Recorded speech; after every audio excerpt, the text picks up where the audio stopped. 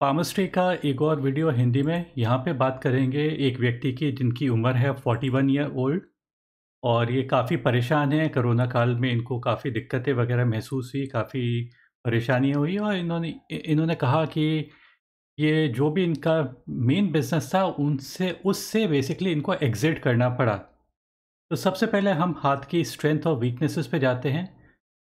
मुझे सबसे जो नेगेटिव चीज़ दिखाई दे रही है हाथ पे, वो ये है कि दिल की रेखा।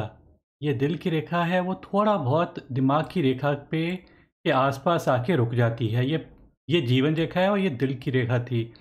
दिल की रेखा जब भी दिमाग दिमाग की रेखा या जीवन रेखा के आसपास आके टच करती है तो इसको नेगेटिव माना जाता है। इसका मतलब ये होता है कि व्यक्ति के जो रिलेशनशिप से उसे कई बार नुकसान वगैरह मिल सकते हैं। उसका मतलब ये भी होता है कि मिसप्लेस अफेक्शंस होना। मिसप्लेस अफेक्शन होने का मतलब होता है कि वो ऐसे व्यक्ति पे विश्वास कर लेता है जो विश्वास करने योग्य नहीं है।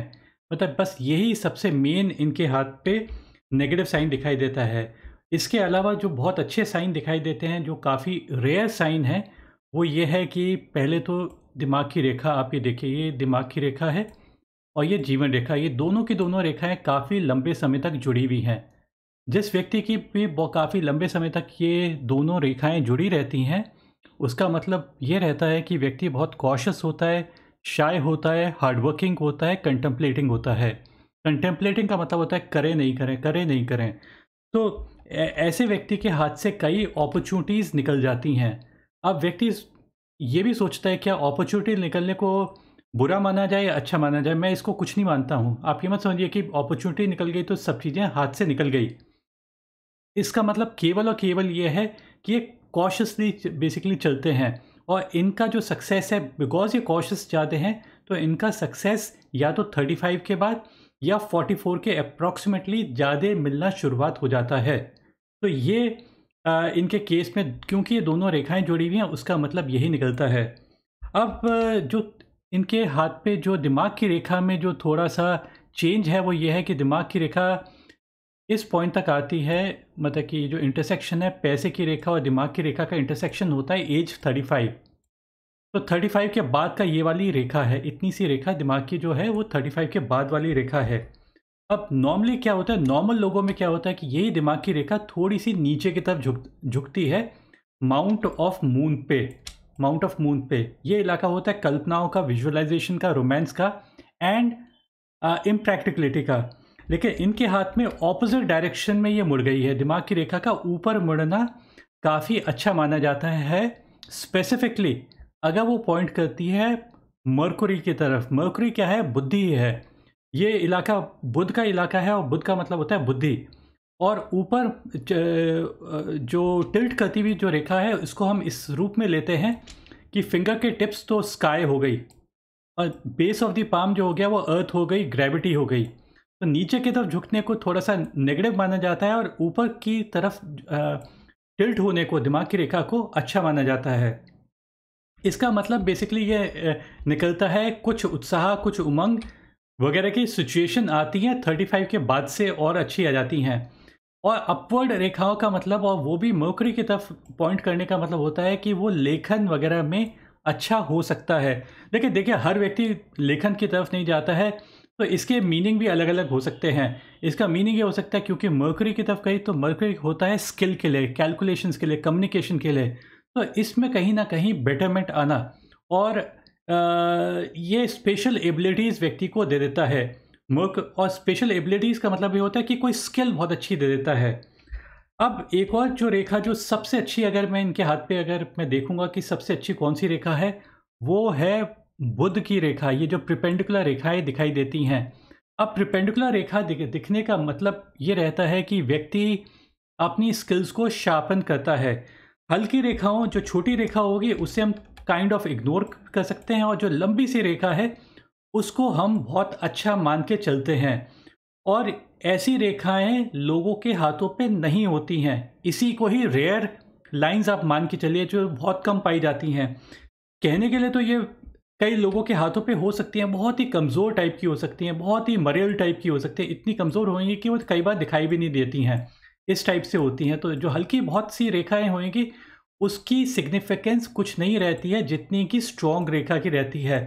स्ट्रॉन्ग रेखा का मतलब होता है कि वो जैसे एक शेफ़ आता है अपने किचन में, वो डेली अपने चाकू को चमकाता है, तो वही चीज़ ऐसा भी व्यक्ति करता है। अब इन्होंने जैसा कहा है कि इन्हें अपने फैमिली बिज़नेस से कहीं से भी इन्हें एग्ज़िट करना पड़ा, इन्हें बाहर निकलना पड़ा। मेरा मानना है कि इनके हाथ को देखते हुए ऐसा हो सकता है कि यही उस काम में टेक्निकल एक्सपर्टीज़ अगर किसी की होगी तो इन्हीं की होगी, और इन्हीं को निकाल दिया।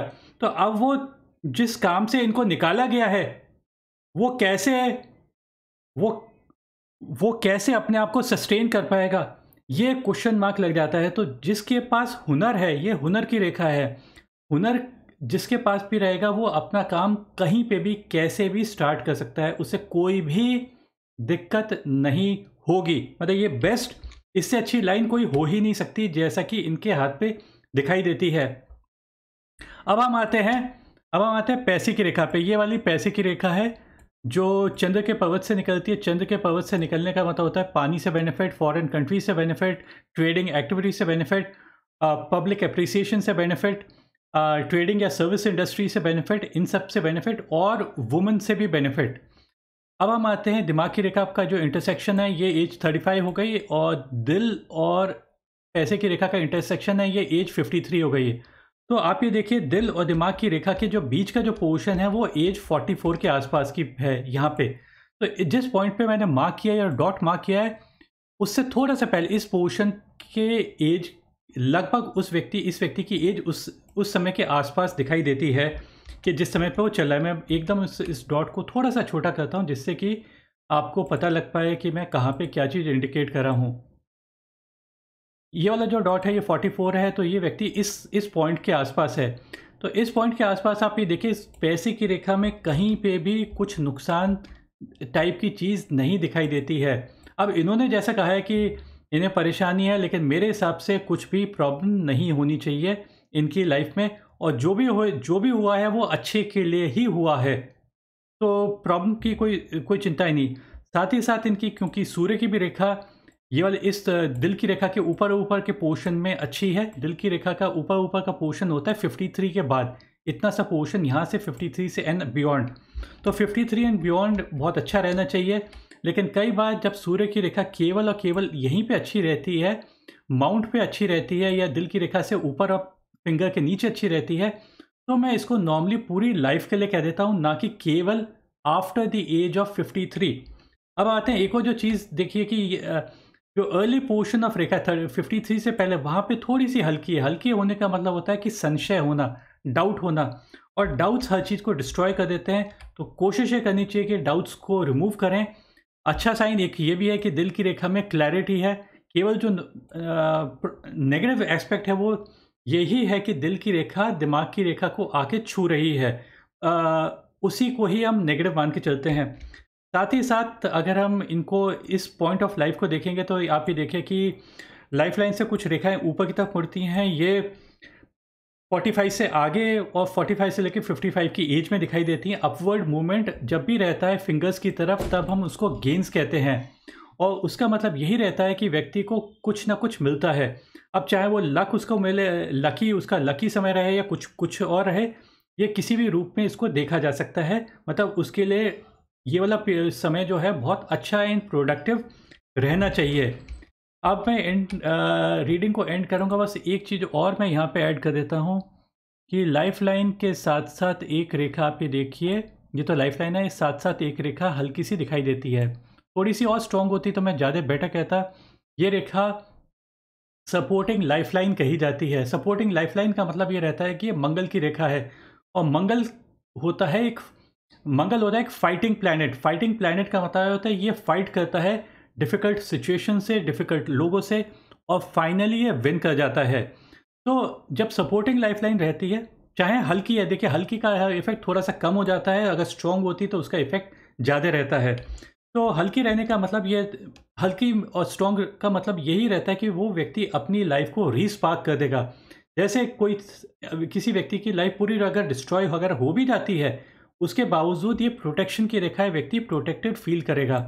एक दो छोटी सी रेखाएं जुपिटर की तरफ से निकल के जीवन की रेखा में ज्वाइन करती हैं, इसको भी अच्छा माना जाता है। इसका मतलब होता है व्यक्ति में एम्बिशन रहती है, व्यक्ति पोजीशन को गेन करना चाहता है, तो जो इस टाइप के व्यक्ति हैं उन्हीं को ही ज़्यादातर लाइफ में बेटरमेंट मिलती है। मेन चीज़ जो इनके हाथ पे है वो यही है, दिमाग की रेखा ऊपर की तरफ मूवमेंट, और परपेंडिकुलर रेखा जो मर्करी के इलाके पे, मर्करी अगर बिगड़ा हुआ होता तो मिसकैलकुलेशन हो जाती, मिसकम्युनिकेशन हो जाती, लेकिन यहाँ पे ऐसा कुछ भी नहीं है, परफेक्ट इलाका है। और ऐसा व्यक्ति ना तो मिसकैलकुलेट करेगा ना मिसकम्युनिकेट करेगा, केवल रिलेशनशिप से इनको थोड़ा सा ध्यानपूर्वक रहना चाहिए। और ऐसे लोग बस मतलब ऐसा ना हो कि रिलेशंस में से कई लोग व्यक्ति को ग्रांटेड ले लें और उसको नुकसान दे दें। वीडियो को बस मैं यहीं पे एंड करूँगा। धन्यवाद इस वीडियो को वॉच करने के लिए। Bye and take care.